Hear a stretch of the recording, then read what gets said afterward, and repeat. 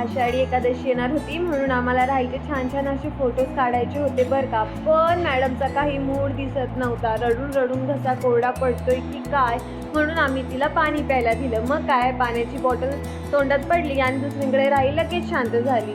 मग तिचा आम्ही फटाफट मेकअप आवरून घेण्याचा प्रयत्न करत होतो, पण तिची चुळबुळ काही थांबतच नव्हती. आणि दुसरीकडे ह्या दोघांचा खेळ काही संपत नव्हता. चालू दे.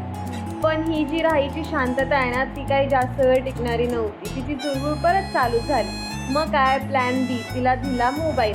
परत रडणं सुरू होण्याच्या अगोदरच आम्ही तिचा मेकअप कसा तरी आवरून घेतलाय. पर्यंत आम्ही काही थांबणार नाही बरं का. आमचा खेळ असाच चालू राहणार.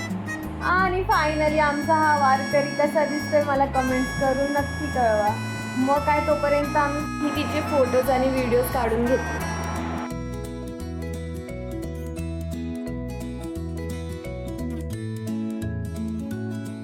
नंतर आमचा दुसरा वारकरी तयार झाला. थोड्या वेळापूर्वी अख्खं घर डोक्यावर घेऊन मस्ती करणारा रश्मी कॅमेरा समोर येतच शांत झाला.